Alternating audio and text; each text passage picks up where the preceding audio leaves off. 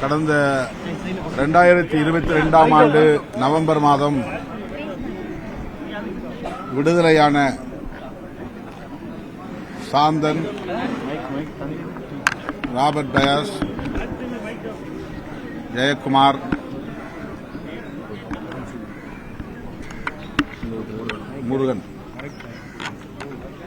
முருகன் ஆகிய நால்வரும் உடனடியாக அவர்கள் தங்கள் தாயகத்திற்கு திரும்ப முடியவில்லை. சிறையிலிருந்து விடுதலை அடைந்தாலும் அவர்கள் மீண்டும் சிறைப்படுத்தப்படக்கூடிய நிலை வேதனைக்குரியதாகும்.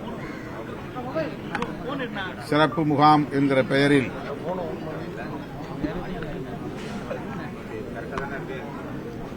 ஒரு வதைக்கூடம் என்று சொல்லக்கூடிய எந்த வசதியும் இல்லாத இடத்தில் சாந்தன், முருகன், ஜெயக்குமார், ராபர்ட் பயாஸ் ஆகிய நால்வரும் அடைக்கப்பட்டனர். 30 ஆண்டுகளுக்கு மேலாக சிறையிலே கிடந்து கடுமையான மன உளைச்சலுக்கும் உடல் பாதிப்புகளுக்கும் ஆளான நிலையில் சாந்தன் அவர்கள் தம் தாயகத்திற்கு உயிரோடு திரும்ப வேண்டும் என்று திரும்ப திரும்ப மன்றாடினார். உடல்நலம் பாதிக்கப்பட்ட நிலையிலும் கூட அவர் அனுப்பப்படவில்லை என்பது வேதனைக்குரியது. கடந்த சில நாட்களாக கிட்டத்தட்ட 1 மாத காலமாக மருத்துவமனையில் சிகிச்சை பெற்று வந்த அவர் இன்று காலை 7:50 அளவில் காலமாகியிருக்கிறார். அவருடைய உடலை இப்போது ஈழத்திற்கு எடுத்துச் செல்வதற்கு உறவினர்கள் வந்திருக்கிறார்கள். இந்த நிலையில் சிறப்பு முகாமிலே அடைக்கப்பட்டிருக்கிற மற்ற மூவரையும் அவரவர் விரும்புகிற பகுதிகளில் தங்குவதற்கு இந்திய ஒன்றிய அரசு அனுமதிக்க வேண்டும் என்று விடுதலை சிறுத்தைகள் கட்சி வலியுறுத்துகிறது. நளினியின் கணவர் முருகன், ராபர்ட் பயாஸ் மற்றும் ஜெயக்குமார் ஆகிய மூவரையும் அவர்களின் எஞ்சிய வாழ்நாட்களை உறவினரோடு கழிப்பதற்கு ஏற்ற வகையில் பாதுகாப்பாக எங்கே அவர்களால் தங்க முடியும் என்பதை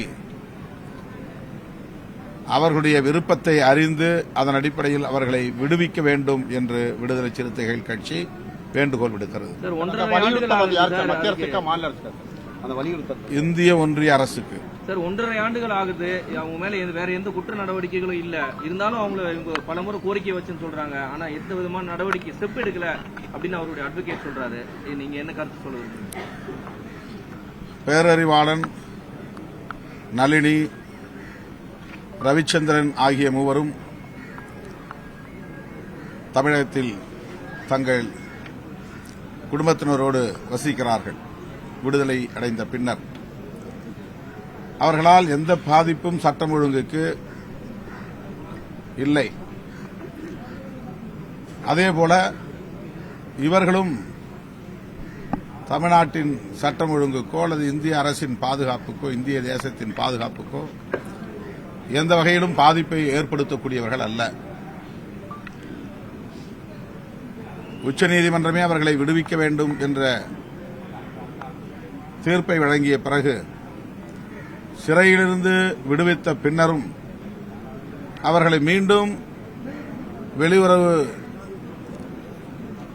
நலன் கருதி, தேசத்தின் நலன் கருதி அவர்களை சிறப்பு முகாமில் அடைத்து வைப்போம் என்பது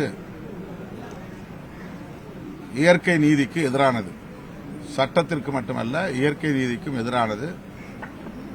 எனவே இந்திய ஒன்றிய அரசு இவர்களின் கோரிக்கையை ஏற்க வேண்டும். அந்த மூவரையும் உடனடியாக அவரவர் விரும்பும் பகுதிக்கு செல்வதற்கு அனுமதிக்க வேண்டும்.